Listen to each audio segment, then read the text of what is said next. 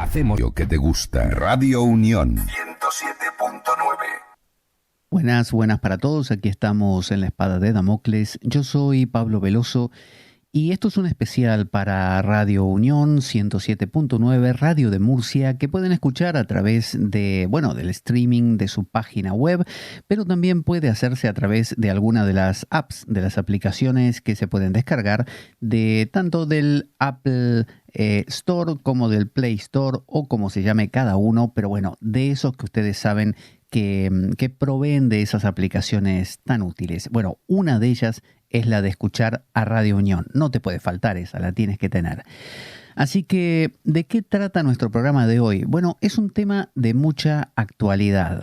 ¿Vio usted que cuando las patatas queman, como se dice, cuando se empieza a poner la cosa candente, empiezan a surgir algunas teorías, algunas cositas que estaban guardadas bajo la superficie cuando todo estaba tranquilo? Y uno de estos temas que siempre está ahí subyaciendo, siempre está de fondo, es el tema de los extraterrestres. El tema de los extraterrestres, el tema de la conspiración, ¿no? Vio que ahora con todo esto del coronavirus hay como una sensación de, no sé, como una especie de... A mí me parece que nos están espiando. ¿En serio? Sí, yo me doy cuenta, yo salgo a la calle y a mí me parece que la gente me mira, pero me mira distinto. ¿Y cómo te das cuenta? Y porque no me saca la mirada. Yo voy a comprar naranjas y la que me vende me mira con cara de que me está estudiando. ¿Y no será medio una idea tuya? No, lo tengo súper comprobado. Yo leo David Icke. ¿A quién? David Icke, ¿no lo conoces? No sé quién es. Bueno, es un tipo que estudió todas estas cosas. Él era futbolista antes y se pasó a ser divulgador e investigador de temas de ovnis y de conspiraciones, y sabe un montón. ¿Y cómo sabes que tiene razón en lo que dice y que no dice una locura? Y porque tiene muchos libros y da muchas conferencias. Ah, y con eso ya está. Y sí, ya con eso imagínate, un tipo mediático, sabe mucho. Ah, vale. Bueno, después te pregunto un poquito más del David Icke si necesitamos ahí algún dato, ¿te parece? Perfecto. Entonces fíjese cómo empiezan a surgir algunos movimientos que se plantean la posibilidad de que nos estén observando. Esto siempre ha estado presente entre nosotros, pero vamos a hacer en este programa una investigación profunda acerca de no solamente las distintas manifestaciones de estos extraterrestres y de estos fenómenos paranormales que nos hacen pensar en el fondo que no estamos solos, ¿no es cierto? Sino que también vamos a conectarlo un poco con la posibilidad de que tenga bastante que ver con la manera en que comprendemos el mundo y con lo que nos va pasando. Al estilo de que uno a veces tiende a interpretar la realidad de acuerdo a cómo le está yendo la vida, ¿no? Usted sabe que si usted, por ejemplo, lo acaba de dejar, no sé, su novia, y usted está tirado por los suelos llorando, ¿no? Y sintiéndose mal, bueno, lo más probable es que todo usted lo vea en clave negativa, ¿no es cierto? Entonces, el ser humano desde siempre ha tenido la sensación, por así decir, de que no estaba solo. Ha tenido la sensación de que hay más, ¿no? Detrás de lo que se ve. Que ese cielo que parece tan apacible, con esos planetas que se mueven por ahí, ocultan algo más. Que quizá inclusive dentro de la Tierra vive gente, ¿no? Porque vio que una de las teorías es la teoría de la gente intraterrena, adentro de la Tierra, ¿no? Que la Tierra es hueca. También se habla de que la Luna es hueca, ¿no? Y que en realidad no es un satélite de la Tierra, sino que es una especie de máquina o pseudo nave espacial que aloja gente adentro. Y usted dirá... ¿Y vos sabés lo que hace esa gente ahí adentro? No, contame vos que estudiás con David Icke. Esa gente adentro nos graba. Ah, nos graba. ¿Y para qué nos graba? Y porque nos estudian. Pero ¿y por qué no bajan a hablar con nosotros? Y bueno, porque no llegó el momento. ¿Y cuándo va a llegar? Bueno, ellos lo saben. Ah, vale, o sea que hay que esperar. Y sí, hay que esperar y ver qué pasa.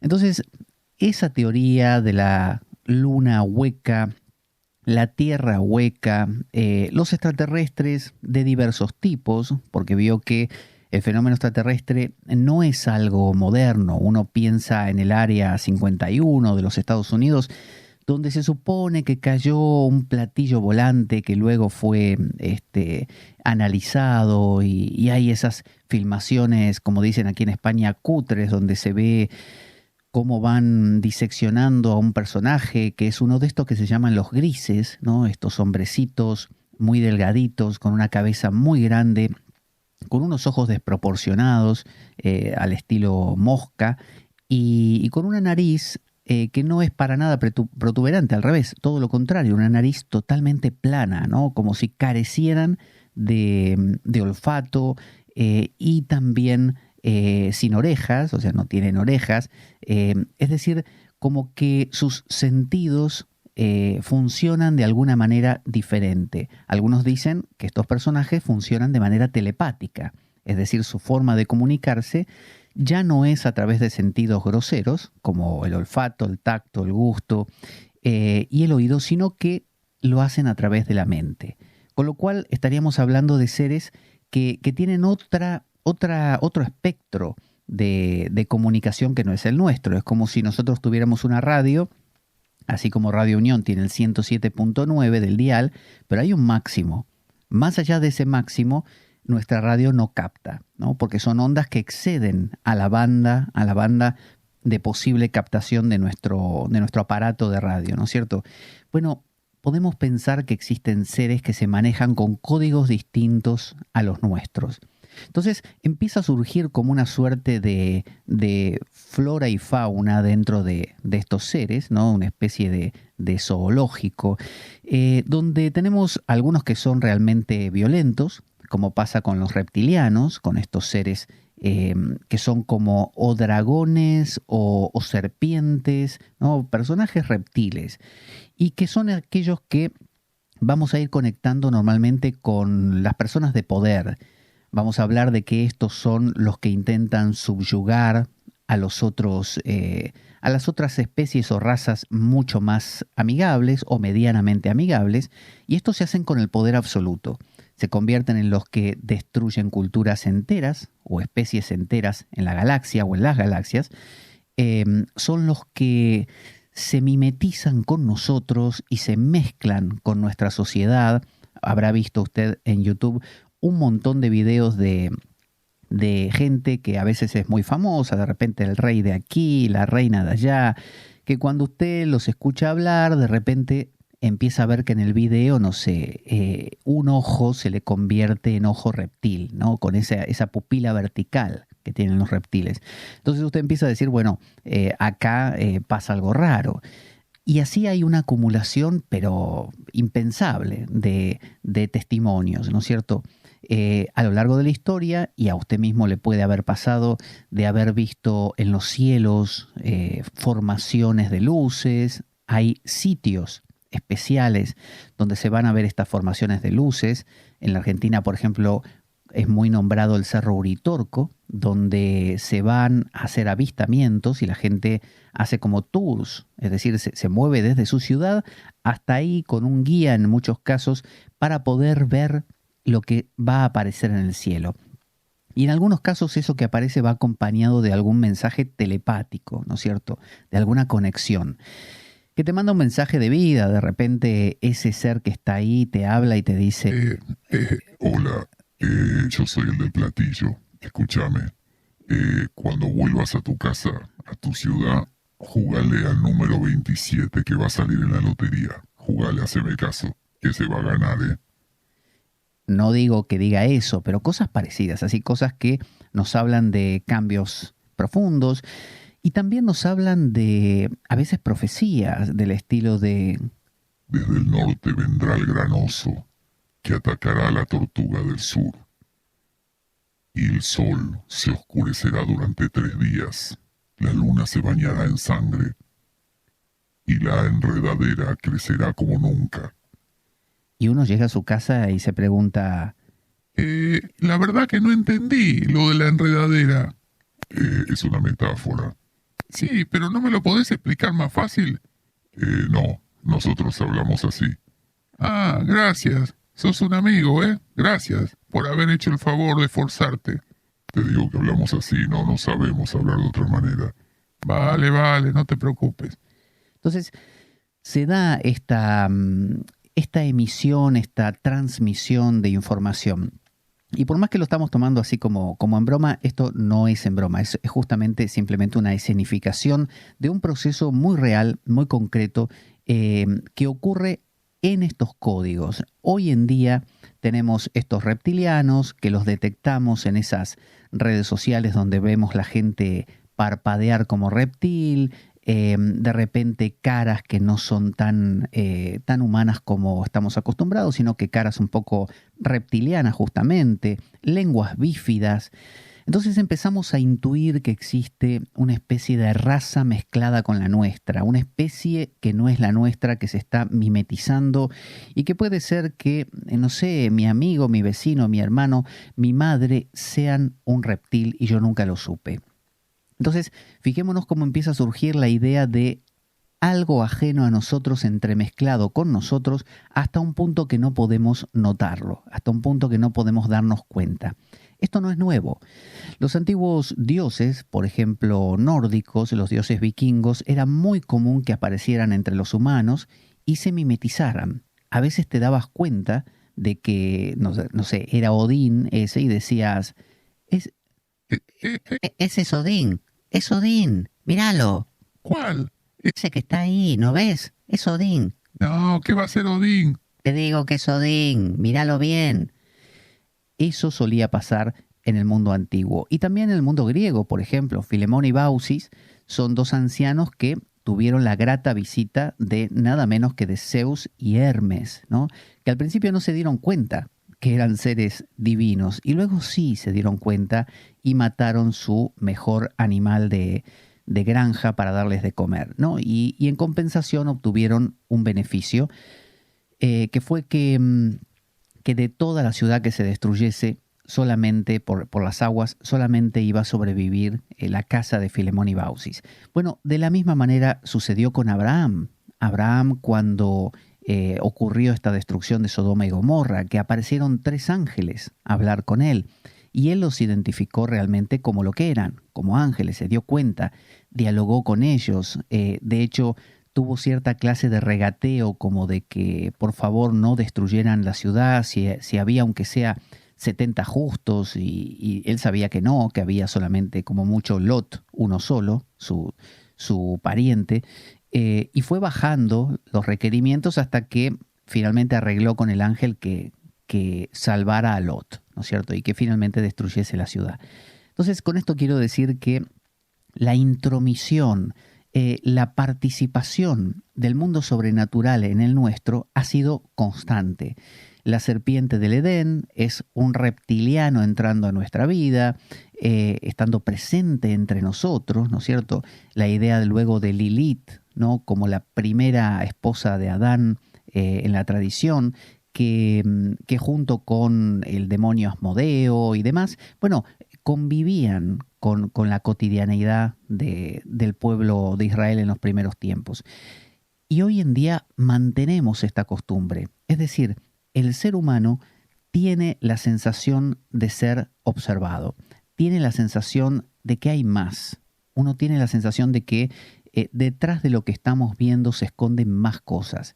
Pero no es algo propio del mundo moderno, esto es algo que está siempre. Y quizá nos habla de algo importante, nos habla de que nos estamos perdiendo algo, que estamos construyendo una sociedad basada solamente en lo que se ve, solamente en lo dado. Hay un filósofo que, si no me equivoco, es Bataille o Batal, no sé cómo se pronuncia, Bataille. Me parece que era él que había escrito un libro acerca del erotismo, donde hablaba de la diferencia entre erotismo y pornografía, justamente. Y denotaba el hecho de que la pornografía, con esos planos cuasi médicos, ¿no? Primeros planos y súper iluminados, mostrando la cosa tal como es, y me refiero no a una pornografía solamente en la sexualidad, sino en todo, ¿no? Esta idea de quiero verlo todo, quiero saberlo todo, ¿no?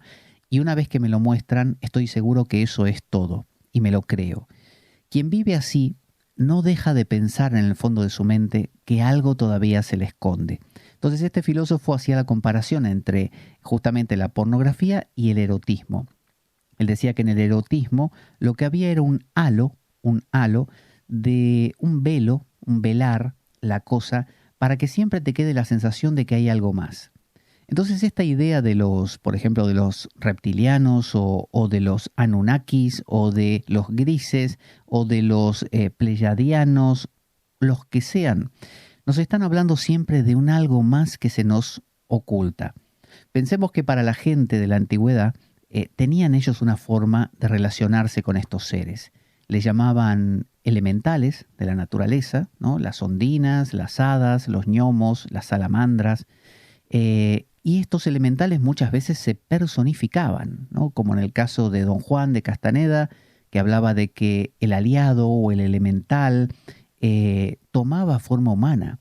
Y decía a Don Juan que uno podía ir por la calle y encontrarse con un aliado o con un elemental que parecía ser humano, pero no lo era, no lo era.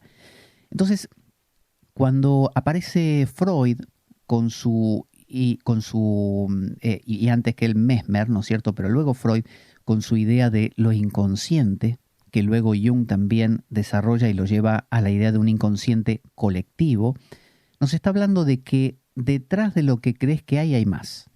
Esta idea es la idea del misterio, es la idea del misterio.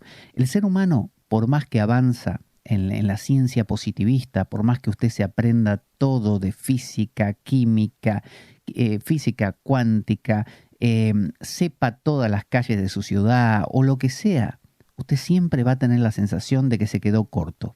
Siempre va a tener la sensación de que hay un algo más que se le está ocultando, que se le está escondiendo. Y esto tiene que ver con que cuando usted decide hacer una dieta, hay una cosa, hay algo que lo impele, que lo empuja de repente a abandonar la dieta y a no terminarla. O usted se propone no enfadarse más y se enfadó. O usted se propone sentirse bien todo el día y de repente se deprimió.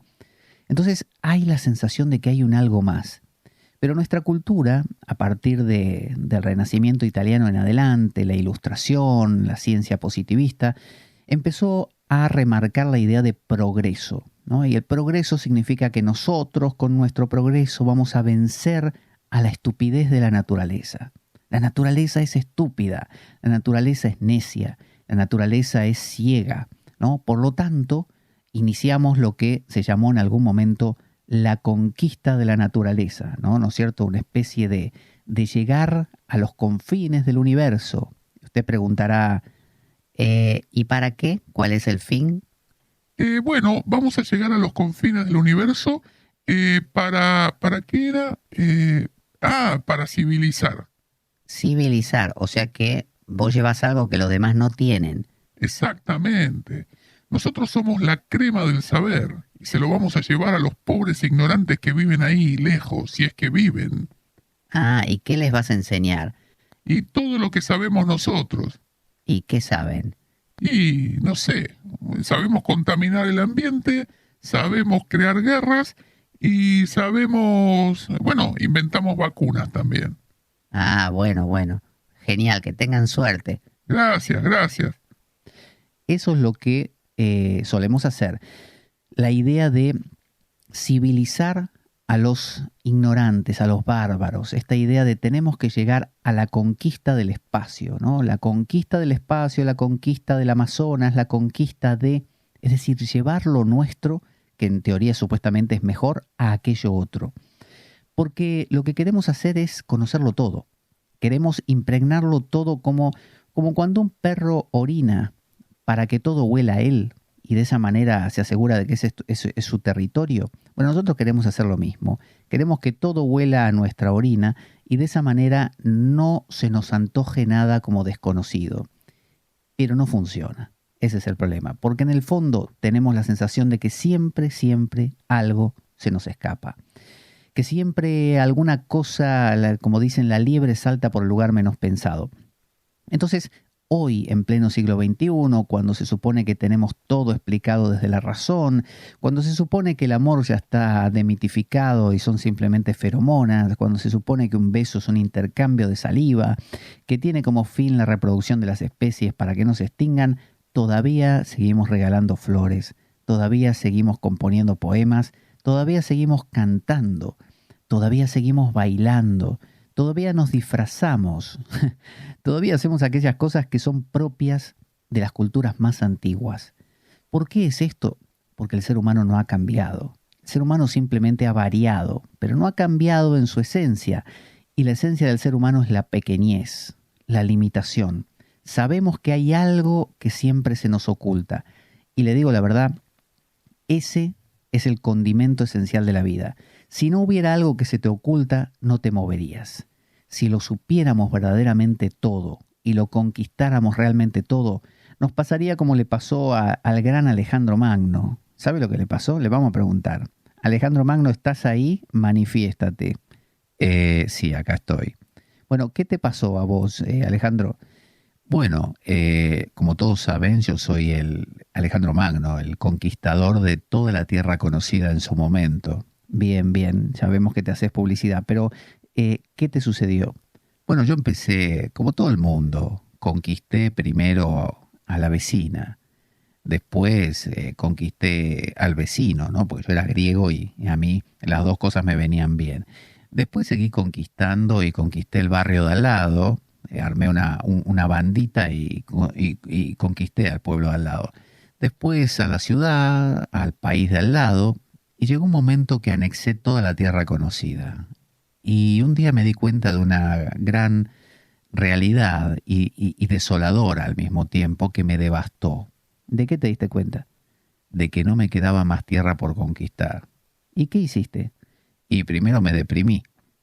Y después dije, pero podría hablar con los sacerdotes egipcios, porque yo conquisté Egipto también. Y les dije que me nombraran faraón, que era como una especie de dios sobre la tierra. Y ahí ya está, te sentiste súper feliz, porque ¿qué más hay que eso? No, justamente, lloré, porque no solamente había conquistado todo lo que se podía conquistar, sino que había logrado, así como humanamente también, todo lo que se podía lograr. Y básicamente duré un par de años más y me morí. O sea que fijémonos cómo no hay realmente algo que nos satisfaga verdaderamente. Siempre estamos con la sensación de que algo se nos escapa, porque la vida es un 3% orden y un 97% de caos, ¿no? De desorden, de misterio, por lo tanto, de algo que no se puede comprender. ¿Y cómo hacemos para tomar contacto con ese misterio? Bueno, lo representamos. Para nosotros, representar algo es la manera de conocerlo. Uno representa una obra musical o una obra teatral, uno representa un rol, un papel cualquiera, que nos vuelva a mostrar algo, porque necesitamos verlo muchas veces para que nos cuaje, ¿no? Uno necesita ir a misa todos los domingos, no va uno solo y ya está, entendí el tema de Jesús. No, uno va todos los domingos, porque cada domingo te aporta una renovación de la idea, un contacto con el misterio, ¿no? Que esa es la función del rito religioso. De la misma manera, los pueblos antiguos, ¿qué hacían? Representaban dioses. Entonces estaban los dioses justamente reptil, de repente, entonces teníamos, no sé, un Quetzalcóatl, que es una serpiente emplumada, ¿no? Quetzalcóatl. Por lo menos en México me explicaron que la L final, aunque suena muy bonito, no se pronuncia. Quetzalcóatl. Entonces, es una mezcla de serpiente alada, como los dragones chinos o como los dragones europeos. Una serpiente con alas. ¿Que mezcla qué cosa? Lo que se arrastra, la tierra, ¿no? Las pasiones y los ángeles que vuelan. Entonces, muchas culturas tienen reptiles con alas. Muchas culturas. ¿Por qué? Porque es un símbolo de conectar este cuerpo pasional que te dice quiero comer, quiero dormir, quiero hacer el amor, quiero, no sé, respirar aire puro, quiero nadar. Bueno, ese cuerpo con las aspiraciones más altas, ¿no? Y vemos cómo esos dragones suelen tener joyas. Hay dragones que tienen una joya dentro de su cuerpo, por eso los guerreros intentan quitarle esa joya porque cuando se la quitas muere. Otras veces la joya es la princesa. Ellos guardan ya no como Smaug, el dragón del Señor de los Anillos, sino no guardan una joya, sino que guardan una chica. Entonces la chica es representante del alma. Entonces siempre rescatar a la princesa es rescatar tu alma, ¿no? Ir en busca del alma perdida, recuperar el estar animado. La palabra alma viene de ánima, animado, ¿no? Hay veces que vivimos vidas sin ánimo, sin alma. Entonces necesitamos otra vez quitarle al dragón la joya. Es decir, necesitamos volver a hacernos dueños de esa combinación de cuerpo, ¿no? De tierra y alas, ¿no? El cielo. Entonces ahí tenemos la figura del reptiliano, la figura del poderoso, es el dragón poderoso que tiene la chica, ¿no? Y es el dragón que vive comiéndose a la gente del pueblo cercano, ¿no? Y que el héroe tiene que ir a matarlo para defender a esa gente. De la misma manera, los reptilianos se entiende que viven a veces dicen de la sangre de la gente, por eso los sacrificios de niños y demás, pero en el fondo viven ¿de qué? De las emociones humanas. Es decir, si yo te produzco miedo y soy reptiliano, voy a consumir tu miedo y vivo de ese miedo que te produzco. Entonces vengo y te digo... ¿A qué tenés miedo? No, no tengo miedo. ¿Por qué? Sí, tenés miedo. Fíjate el miedo que tenés. Mirá. ¡Ja! ¿Te asustaste? No, no me asusté. Ahora te vas a empezar a asustar, mira. Y cómo me gusta que te asuste. Me encanta que te asuste. ¿Sabes por qué? No. Porque vivo de esas emociones yo. Me alimento de esas emociones. Una figura del alimento de las emociones ajenas es el vampiro. Porque el vampiro no tiene sangre. Es pálido, ¿no? Necesita beber la sangre. Y en la sangre, decían los judíos, estaba el alma, ¿no? El ruaj el nesaj, no me acuerdo cómo se decía en hebreo. El ruaj es el espíritu. Estaba el alma humana dentro de la sangre. Entonces venía el vampiro o viene el vampiro y te bebe la sangre. Te bebe la sangre. Y un vampiro que se activa con la luna, ¿no? Como el hombre lobo también. Son energías primordiales. Entonces vemos cómo los mitos antiguos, los mitos de tanto del Quetzalcóatl como de los dragones chinos, como los dragones medievales, como luego las historias de hombres lobos y vampiros que son afectados por la luna. La luna es una energía muy primaria, como estar alunado, una persona que está o es lunática, alunado o lunática, es una persona que pierde su control racional. Un hombre lobo es alguien que se animaliza. Un vampiro es alguien que se deshumaniza. Entonces un reptiliano en realidad lo que es la energía primaria de la vida. Y esa energía primaria constantemente quiere humanizarse. Esto es equivalente a decir que nuestras emociones, esas energías primarias, la emoción de, como digo, o pulsiones o instintos básicos, quieren humanizarse. A usted le aparecen ganas, no sé, de matar al vecino. Esas emociones básicas que en otras culturas se llaman Satán y los demonios, porque ¿qué hacen los demonios? Te inspiran ganas de matar a uno, odiar al otro, destruir alguna cosa. Entonces, ¿qué buscan estos demonios? Poseer buscan, ¿no? Y buscan crear circunstancias en la vida del poseído y que el poseído la pase mal. Porque siempre que un demonio posee a alguien no es para que duerma y nada más, sino que lo hace sufrir a los de alrededor. Es decir, necesita hacerse visible, necesita evidenciarse. Entonces, el reptiliano, el vampiro, lo que hacen es vivir de la sangre ajena, vivir de la vida que tiene el otro. Necesita alimentarse de esas emociones. En el fondo, lo que necesitamos es prestar atención a esas fuerzas tan potentes que viven en nosotros, que exteriormente las calificamos como los reptilianos, que están ahí afuera. Pero en realidad, tanto Drácula, ¿no? El mito de Drácula, del hombre lobo, o de los mismísimos reptilianos, son energías primarias nuestras que deberían ser concientizadas. Uno debería dialogar con su ganas de matar a alguien, con su pasión sexual, con su tristeza, con su angustia. Esas son las emociones. Eso es humanizar y eso es lo que busca el reptiliano, humanizarse, ¿no? Vivir de nuestras emociones, porque no las tiene, no tiene el componente humano.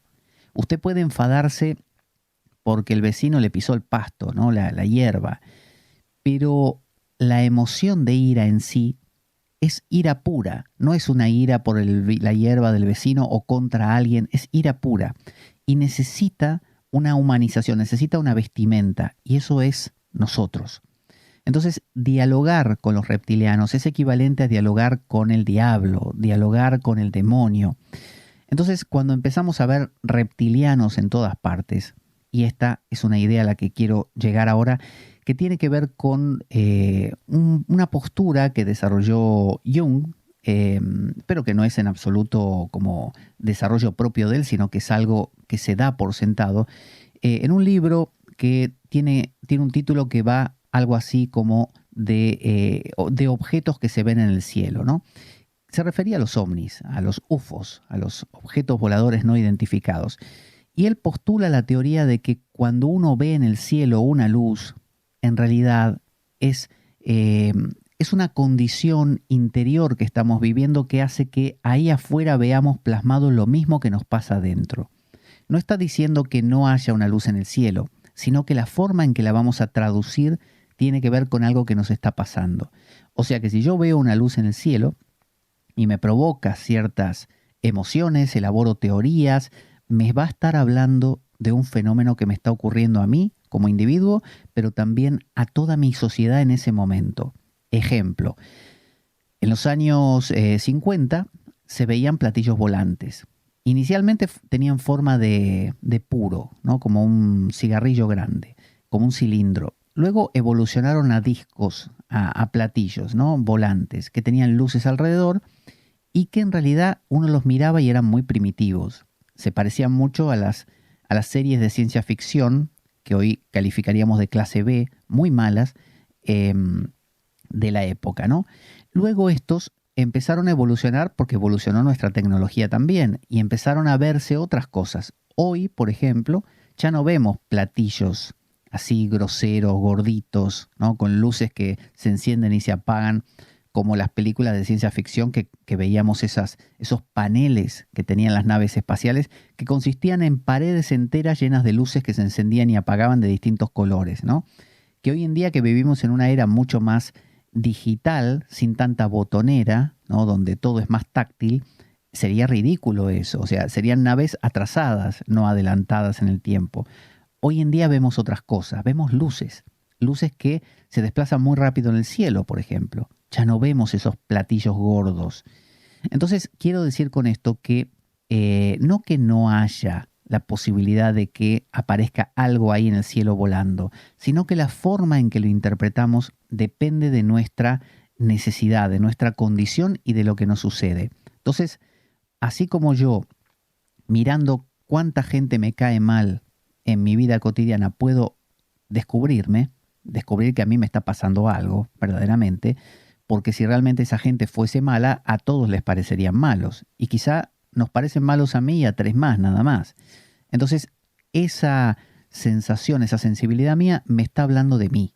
Me está hablando de mí. Entonces, si yo estoy viendo reptilianos por todas partes, estoy teniendo un problema con la inclusión de la realidad más esencial, más instintiva en mí. Quizá tengo un problema sexual, quizá tengo un problema, con la expresión de mi sexualidad, quizá tengo un problema con la expresión de mis instintos como el de tengo ganas de comer, tengo ganas de, de hacer deporte, de conectarme o de cultivar mi cuerpo para que se vea más bonito. Como tengo algún prurito moral con eso, lo niego. Y como lo niego, esas energías primarias necesitan aparecer, necesitan humanizarse. Me tocan a mí la puerta y me dicen, Escúchame, estoy hablando yo. Bueno. Quiero aparecer en tu vida. Quiero ser una emoción que que asuma forma, ¿me entendiste? Sí, pero ¿sabes qué pasa? Yo tengo una vida propia y voy a la iglesia y no puedo hacer lo que vos me decís, que es dar rienda suelta a mis pasiones. Pero yo necesito aparecer, ¿viste? También tengo mis necesidades. Bueno, ¿y por qué no buscas a otro? Y porque yo los busco a todos. Yo a todos les pido lo mismo. Ah, pero también me está fastidiando. Yo tenía otros planes. Y bueno, si no me dejas entrar, yo te rompo todo, ¿viste? ¿Cómo que me rompes todo? Y claro, te rompo todo, tu casa, tu vida, tu gente. No te va a quedar nada. Esa es la situación que nos plantean estos reptilianos. Después nos parece que los vemos claramente, ahí está el síntoma, los vemos en Rothschild, lo vemos en los, no sé, en el rey de España o en el que fuera, y nos parece que son todos reptilianos que nos quieren comer y decimos, este también es reptiliano, no sé, mi vecino era un reptiliano, ayer lo vi y por un momento se le rompió el holograma y parecía, se le vieron las escamas al tipo, ¿no? Entonces, ese ver, ese decidir que ese es malvado, que ese es otra cosa de lo que es una elaboración. Y esa elaboración viene dada por una falta que yo tengo. Es la falta de esa profundidad, de ese contacto con esa dinámica.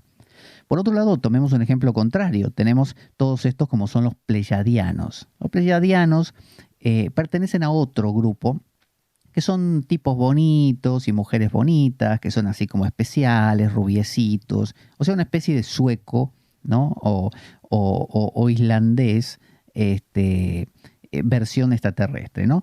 Y bueno, son gente que colabora para el bienestar de nuestra cultura, son de nuestra vida humana.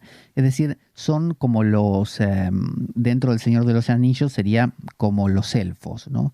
Usted vio que están los orcos serían como estos reptilianos, los elfos serían como estos pleyadianos.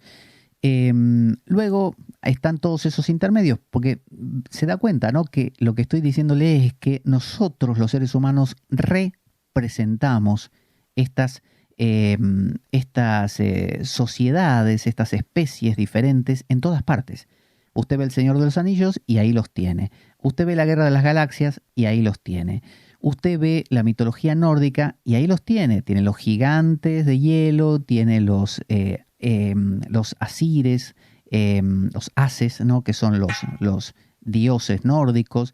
Dentro de los hindúes tiene los devas, que son los dioses, y tiene los asuras, que son los demonios, que, fíjese qué casualidad, en los huevos de Brahma, aunque suene feo esto, huevo de Brahma, se refiere a que los universos para los hindúes se componen de un montón de huevos, tienen forma ovoide, que están divididos a la mitad. De la mitad para arriba están los mundos que empiezan con el humano y después más arriba están los dioses. Y para abajo viven ¿quién?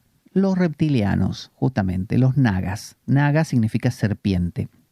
Entonces un reptiliano es alguien que vive de donde estamos nosotros para abajo. Son 14 mundos, 7 para arriba, 7 para abajo. Los de abajo se llaman Tala, Talatala, Rasatala y así. En esos viven los reptilianos.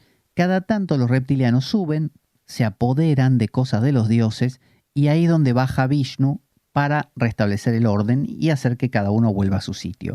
Muchas veces colaboran entre sí, como por ejemplo cuando hubo el batido famoso del océano, dentro de los Puranas hindúes, donde los demonios y los dioses lucharon codo a codo para poder salvar al universo, ¿no? Batiendo el océano. Entonces, fijémonos cómo todas las mitologías van a hacer referencia a todos estos personajes. ¿Y por qué estoy contando todo esto?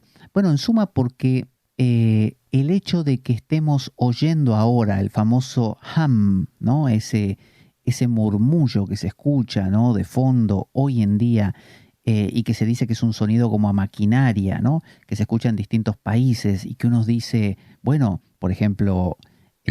Yo creo que esto es de los extraterrestres. O es de la gente que vive dentro de la Tierra o los que viven adentro de la Luna. Es decir, está esa idea de que este sonido viene de eso. Entonces, usted dirá, pero si se escucha auditivamente un sonido, ¿qué tiene que ver? ¿Que es que no lo estamos escuchando y nos lo estamos imaginando? No, yo no digo que lo imaginemos. Lo que digo es que el sonido puede estar ahí y la causa puede explicarla a un científico cualquiera y decir que es la fricción de las capas de aire o la no sé qué. Eso está bien. Pero lo que yo digo es que la interpretación que le damos y lo oportuno que resulta ese sonido para combinarlo con otros elementos y dar forma de son los extraterrestres que están viniendo, nos está hablando de algo. Nos está hablando de que estamos viviendo una vida donde hemos dejado afuera eso. Los antiguos lo tenían. Ellos tenían sus cultos, o el hombre medieval que comía su comida y antes de terminarla, lo último que le quedaba lo echaba al suelo, ¿no? Como muchos pueblos que su bebida no la beben entera, sino que beben un poquito y echan al suelo otro poco de la bebida, cerveza o lo que fuera. O al principio, antes de beber, echan un poquito al suelo, como hacen los incas con la chicha. ¿Por qué? Porque se alimenta a esos seres, ¿no? La gente medieval también lo sabía. Hemos perdido eso. Hemos matado a Dios. Matar a Dios es una desconexión con lo desconocido. Hemos empezado a vivir a partir de justamente de la ilustración y la ciencia positivista en un mundo conocido, en un mundo donde todo es explicable, todo está a la vista, nada se te está ocultando. Por lo tanto, no hay de qué temer. Lo tenemos todo, y si no lo tenemos, lo conquistamos. El pregón de la ciencia es, lo sabemos todo, y si no lo sabemos todo, lo vamos a averiguar en algún momento, no te preocupes. No sabemos por qué pasa esto, bueno, ya lo vamos a averiguar. No hay esa sensación de quizá nunca lo sepamos, ¿no? Esa sensación de hay cosas que no las vamos a saber nunca por nuestra propia limitación.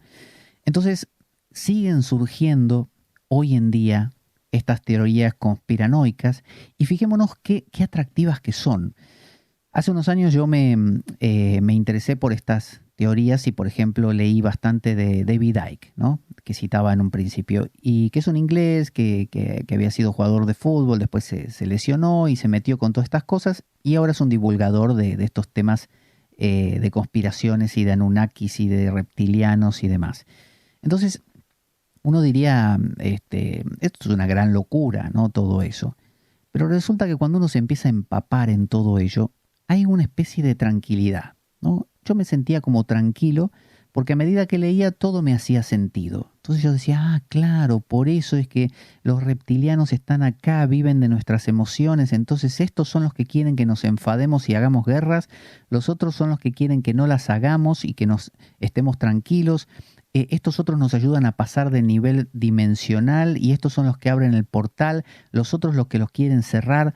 En suma, era la guerra de las galaxias. Yo estaba viviendo, yo era Luke Skywalker, un Jedi, ahí en el medio de la situación. Es decir, vivir en un mundo donde hay una inclusión de lo no conocido a través de símbolos. Los símbolos son un reptiliano, los elementales, el aliado de Don Juan, Quetzalcóatl, lo que fuera. Cualquiera de estos símbolos son maneras de tocar de prestado a lo intocable.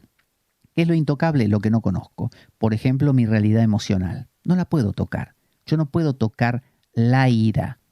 Yo puedo tocar mi enfado porque alguien me quitó algo mío, pero no la ira. Pero ¿cómo hago para acercarme a esa ira y que no sea siempre un misterio que me incomoda porque no la sé incluir en mi vida con un símbolo? ¿Cuál es el símbolo de la ira? Por ejemplo, un reptiliano tranquilamente representa eso. Es la serpiente, es el demonio Asmodeo, ese Satán que posee al endemoniado de Gerasa con un montón de demonios y por eso se llama Legión. Cuando tengo nombre para todo eso y puedo pensarlo, ¿no? Pensar lo impensable, puedo nombrar lo innombrable, con un nombre prestado que no es la cosa, pero me permite hablar de la cosa, me permite tomar contacto con esa cosa, vivo en un mundo mejor. Y usted dirá, sí, pero es un mundo inventado porque todos esos personajes no existen. ¿Quién dice que no existen? Yo no estoy diciendo que existan literalmente, ¿no? Como un señor reptiliano que me va a hablar. Estoy diciendo que son fuerzas primordiales. Son lo que los antiguos llamaban los ángeles, los dioses, ¿no? Se dice que antes del diluvio los ángeles bajaron a la tierra, que está escrito eso en el libro de Enoc, un libro apócrifo de la tradición judía. donde los ángeles empezaron a enseñarle a los humanos un montón de cosas de ángeles. Y las mujeres empezaron a cazar, a tener relaciones y a unirse con esos ángeles. Con lo cual nacieron gigantes que se comían todo y destruían todo, ¿no? Entonces nos habla de esa interacción del ser humano con lo divino, esa interacción con reptilianos, grises, pleyadianos. Fíjese cómo surgen las ideas de abducidos, ¿no? Abducidos.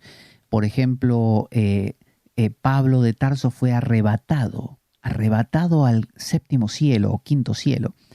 Mohammed, ¿no? Es Mahoma. Mohammed sallallahu alayhi wa sallam, así se lo dice siempre, ¿no? Fue elevado en una montura, no recuerdo si era caballo u otro animal parecido, blanco, hasta también hablar con Alá, ¿no es cierto? ¿Cuántos fueron arrebatados a esos planos? Bueno, eso es una abducción. Cuando una persona dice me abdujeron los extraterrestres, lo que está diciendo es, en el fondo, estoy echando de menos la necesidad de salir de mi cotidianeidad y conectarme con algo más grande. Bueno, hoy en día eso lo vivimos como una abducción. En lugar de decir, qué bueno, me estoy elevando al séptimo cielo y voy a hablar con Yahvé, o soy Mohammed y me voy a elevar y voy a hablar con Alá, qué magnífico, o soy el profeta Elías, que un carro de fuego me va a venir a buscar. Fíjese, carro de fuego. Los hindúes tenían la idea de los vimanas. Los vimanas son naves espaciales, son ciudades flotantes, eran eso. Y ciudades que inclusive en los Puranas podían desplazarse, atacar a otras con sus astras, con sus armas mentales. Eran armas manejadas por la mente, como si fueran bombas nucleares. Es decir, toda esta misma imaginería, nada es nuevo, solo que ellos lo tenían como parte de su cultura. Todo hindú entendía que existían los dioses, todo griego también, pero luego se perdió. Imagínese, se pierde eso, usted ya no puede hablar de eso, pero sigue sintiendo que hay algo oculto, que hay algo que usted no ve, pero ahora usted no lo puede nombrar. No puede decir ni el reptiliano, no puede decir ni el dios, no puede decir ni el Vishnu, ni Quetzalcóatl, ni nada. ¿Qué hace? Básicamente se pone ansioso, se llena de neurosis, se llena de tensión interior. Y cada vez que por alguna razón la vida, ¿no? La parte oculta de la vida lo fagocita por un rato, como nos fagocita cuando dormimos también, pero supóngase que le pasa, no sé, en la vigilia, usted lo llamará una abducción. Dirá, me abdujeron los extraterrestres y me hicieron cosas horribles, sexuales, ¿no? Mujeres que dicen que abusaban de ellas, hombres que dicen que les arrancaban partes, les implantaban chips. En última instancia, es una versión moderna, hablando de chips, hablando de implantar, hablando de abducir en naves espaciales, viajar a la velocidad de la luz, qué sé yo, quirófanos, cosas que son de ahora. O sea, estamos hablando de quirófanos porque ahora hay quirófanos. En la época de los aztecas no decían quirófano y no decían abducir, sino que decían me llevó el dios, no sé, tal, y me enseñó tal cosa. Y la vivencia de una experiencia como negativa, como pesadillesca o fantástica, tiene que ver con su propia predisposición ante el misterio. Entonces, que Dios te arrebate como a Jesús en el monte Tabor, que lo transfiguró, es genial, es maravilloso, pero Pedro estaba asustado, porque Pedro quizá no estaba a la altura de esa traducción que hacía Jesús. Para Jesús eso era bonito, pero para Pedro era de temer, tenía miedo. Bueno, cuánto más nosotros, que no tenemos ni siquiera ese abordaje imaginal que tenía Pedro. Pedro tenía los símbolos de la religión judía. Nosotros hoy ni siquiera eso tenemos, no tenemos nada. Nosotros tenemos a la ciencia, y la ciencia no puede generar símbolos porque no se dedica a eso. La ciencia se dedica a cortar en pedacitos y a extender lo que la razón conoce. Y el tema es que no existe solo la razón. Las emociones existen y son mucho más poderosas que la razón.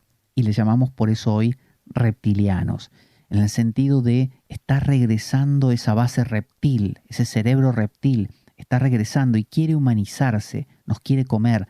¡Qué miedo! Tenemos miedo de que nos coman los reptiles.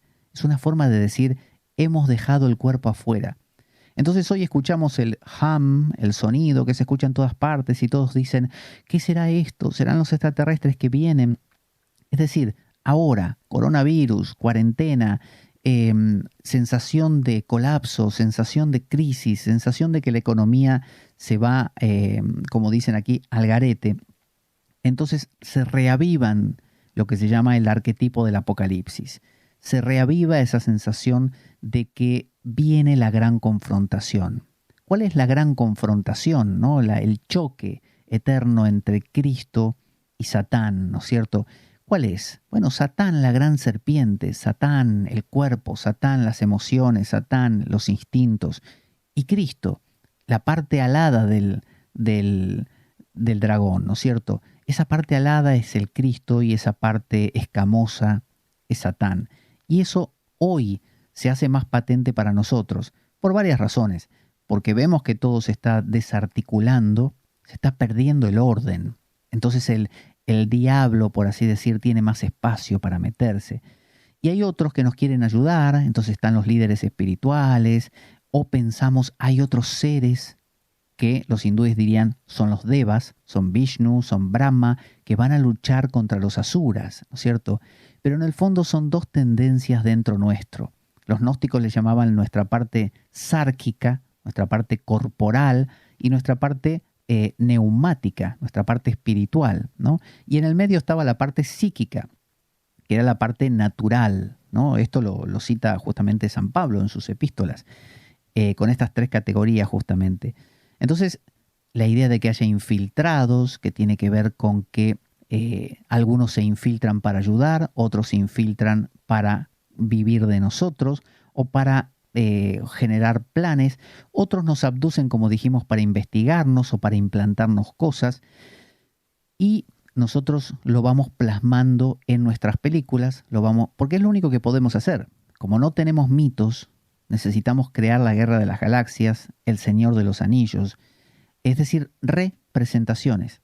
Entonces yo digo, hoy necesitamos desesperadamente representar todo este drama que estoy planteando, pero no ya ni con estos mitos como que en el fondo dan lástima, ¿no? Es decir, estar pensando como un niño que los reptilianos nos van a atacar y que los otros, solamente porque no hemos sido capaces de generar un mito que contenga todo esto, ¿no?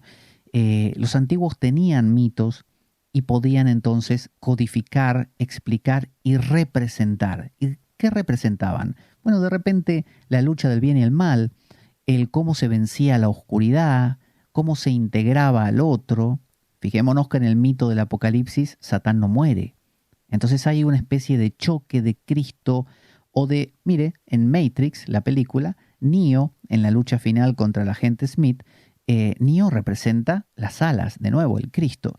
Y el agente Smith representa la masa, ¿no? La especie, ¿no? Esa idea de que somos todos iguales, ¿no? En las emociones nos igualamos todos, porque claramente, y fíjese cómo el agente Smith iba comiendo gente, la absorbía, como los reptilianos, ¿no? De la misma manera, mis emociones no tienen forma. Entonces, en el momento en que todos nos uniformamos y somos ira, por ejemplo, somos todos iguales. Entonces la idea es que el agente Smith quiere humanizarse, ¿no? Quiere corregirse la anomalía de la Matrix. Y por eso luchan. Y el luchar significa impregnarse uno con el otro. Entonces tanto Anunnakis, reptilianos, grises, pleyadianos, son todos aspectos de nosotros mismos. Que los vamos a ver en el cielo, genial, los vamos a ver. Y dentro de 200 años le aseguro que lo que vamos a ver no va a tener luces, porque ya no van a existir las luces, van a existir otra cosa. Y eso es lo que vamos a ver. Entonces, no la cosa en sí que vemos afuera, sino la interpretación que demos a lo que estamos viendo, va a tener que ver con un paradigma, con una manera de concebir la realidad. Entonces, si queremos tener un mundo más equilibrado, que no lleguemos a tantas catástrofes y a tantos colapsos y a tanta corrupción terrible, generemos, aunque sea en el medio individual, no, quizá no en el colectivo porque no se pueda tanto, pero sí en lo individual, generemos mitos. Y si no los podemos generar, conectemos con los mitos antiguos. ¿Cuál es la mitología más afín a nosotros? Y probablemente no sea ni la china ni la nórdica, sea la cristiana, ¿no? La nórdica puede ser un poco porque nos inspira, ¿no? Porque está cerca, pero no va a ser ni la esquimal, ni la china, ni la africana. Seguramente para toda la zona de Europa y los países colonizados por Europa, todo Latinoamérica y todo lo anglosajón también, será justamente el mito cristiano. Y el mito cristiano lo va a tener todo. Tiene su reptiliano y sus reptilianos, que es Satán y sus huestes. Tiene sus pleyadianos, que son Miguel, Rafael y Gabriel, que son los paladines defensores de la humanidad, que nos ayudan, ¿no? Los ángeles de la guarda, todo esto que están con nosotros. Luego estamos nosotros mismos, ¿no? Como el hombre natural, ¿no? En el medio de todo este drama. Luego hay un montón de energías adicionales que colaboran, que tiran para un lado o para el otro. Si nos fijamos en el Nuevo Testamento y también en el Antiguo, pero digo el Nuevo para que se vea que a nivel más moderno también hay apariciones de ángeles, ¿no? Hay un episodio en los Hechos de los Apóstoles donde hay un africano que va al encuentro con los apóstoles y cuando se retira, él estaba pensando, intentando entender un pasaje bíblico y se le acerca alguien y le dice, ¿qué es lo que no entendés? Y él le explica tal cosa, bueno, dice, significa tal otra, y vení que te bautizo. Y lo bautizó. Y cuando lo sumergió en el agua para bautizarlo y este hombre sale del agua, vio que el ángel, era un ángel, no estaba más. Y usted dirá, bueno, se habrá ido. No, era un desierto, o sea, no estaba directamente. Entonces, esta convivencia de los hombres con los ángeles, podemos volver a interpretarla, pero no bajo la naif actitud de, ay, es un ángel ahí afuera. No, entendiendo esto que estamos planteando.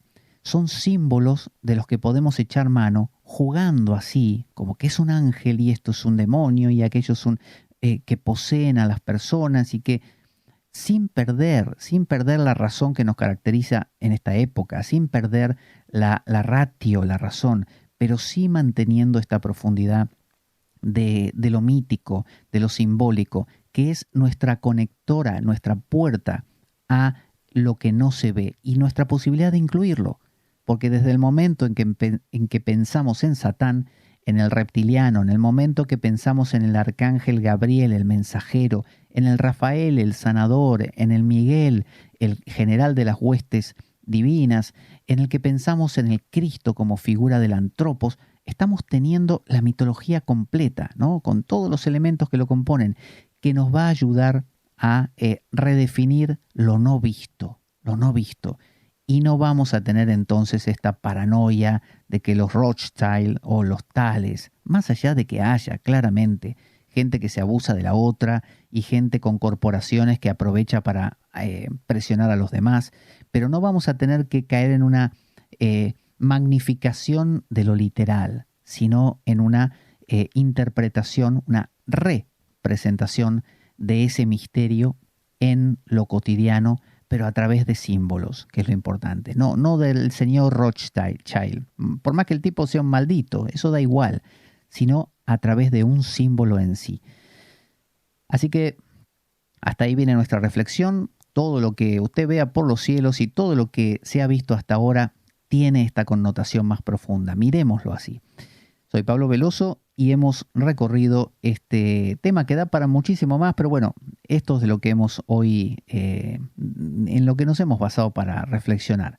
Le recuerdo que Radio Unión es la que recibe estos contenidos y los difunde, así que si usted quiere escuchar Radio Unión, lo mejor que puede hacer es no solamente entrar a su página web de Radio Unión, lo pone ahí por el Google y le sale 107.9, sino que también puede descargarse las apps para poder, ya sea que usted tenga un iPhone, que tenga un Android, se descarga las apps para poder, de Radio Unión, escuchar en streaming contenidos como este también y muchísimos otros más que son apasionantes. Aprovecho a recordarle que hay un nuevo programa que estamos lanzando que es Dialoguemos, ¿no? Un espacio donde quien se comunique puede dialogar conmigo charlando un ratito durante media hora por Skype o similar, y luego eso se compila en forma de programas para Radio Unión. Para no perdérselo, comuníquese a los modos o a los medios de comunicación de la radio, como es el correo, que los encuentra en la página, o también búsqueme a mí por las redes sociales y también nos podemos comunicar y concertamos nuestro dialoguemos por esa media horita que luego va a estar en un programa en Radio Unión con el anonimato de por medio para quien se comunique conmigo de forma que no se exponga públicamente. Así que ahí estamos. Soy Pablo Veloso. No se pierda la programación de Radio Unión y nos encontramos en la siguiente ocasión. Hasta la próxima. Hacemos la radio que te gusta. Radio Unión 107.